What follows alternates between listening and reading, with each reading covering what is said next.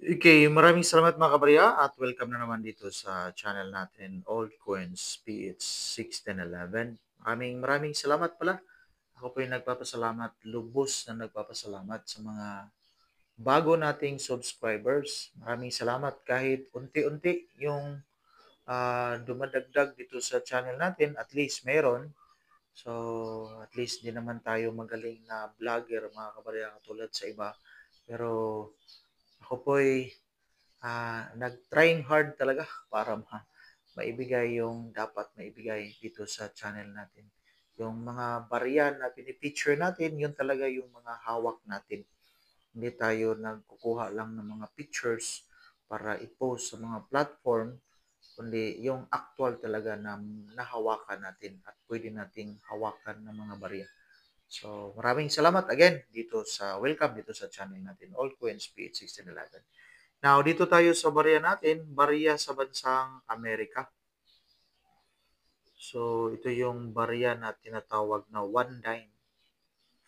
So, ito yung kaniyang reverse. So, ito yung may nakalagay na E pluribus unum. Maliit kasi itong klaseng barya. So, ito yun. May nakalagay one dime, United States of America. Na meron ditong olive branch, tsaka oak branch. Sa gitna naman niya yung tinatawag na torch.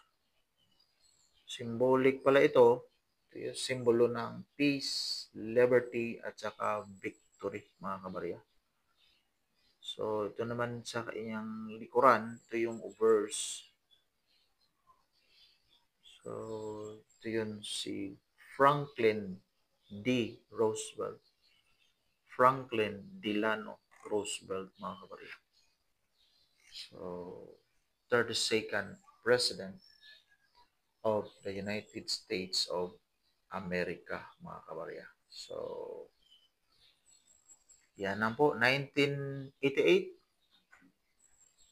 So, 1988 yung barya natin, In God We Trust.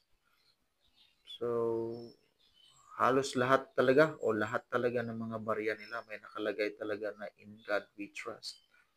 Sa bill naman nila, meron ding In God We Trust. So, kahit na powerful yung bansang Amerika, pero nilagyan talaga nila na In God We Trust para hindi malihis yung kanilang faith sa pera or money, kundi doon lamang talaga sa Panginoon. Kasi malakas talaga yung kanilang buying power sa dollar, sa pera nila.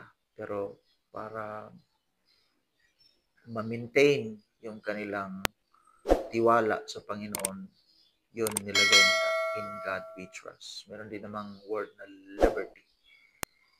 Yan lang po. Maraming salamat. God bless and enjoy your day.